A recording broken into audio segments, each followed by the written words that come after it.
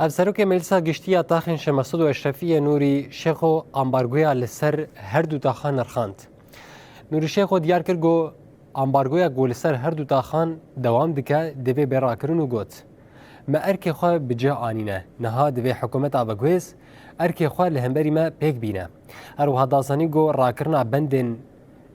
هیزن و لکاریا هندرین بشکل هفکرنین به حکومت آبگویز یا سوریه رایه.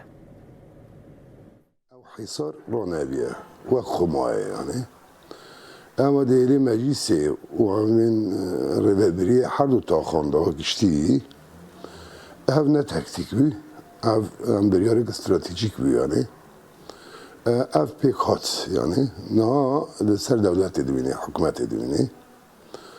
دبيك هندري اتفاق داغي تشهد بن هنكي صميمي هذا يعني گر انسان ناس صميمي بي چو کنه بي پرسکریه که نوالاتان برف شرکی نفقی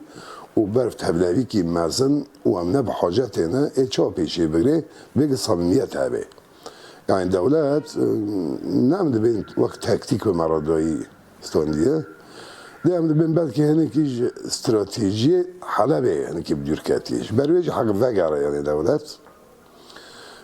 امنا بین سوز خارنه یعنی ایرانه کن سوزه وان امین همون شی مقصود و شفیج حساری در کبه امین هف زور و زحمتی چه کردن آستانگی چه کردن امین ابنا سبک ببن و ترابن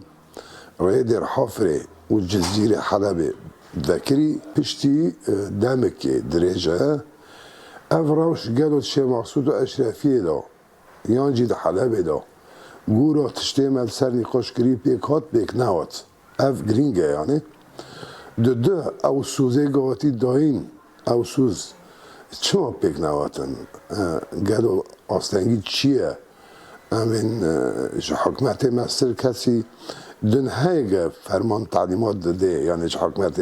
راستی جی عجیبه یعنی یک جرات دفکری حکمت که معناتو دقیق افجی پراتیک نابنا که بالعمل امین تشتكي معناته دولتي ماستر البرايش حكومتي ماستر البرايه حق زاني يعني دولت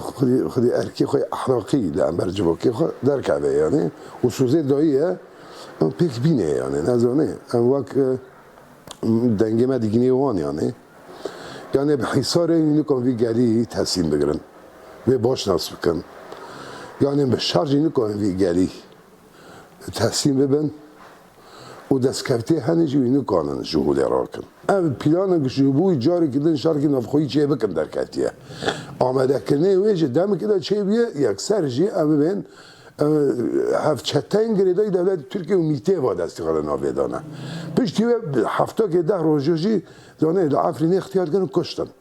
اف چیه؟ ام دخوازن چه بدن سوریان گلی سوریه ببین اشته زانه کرد آسیا که اشته زانه یک کشتنه خوازن گل هم بر هف درخین سور بکن و شرکی درخین ورده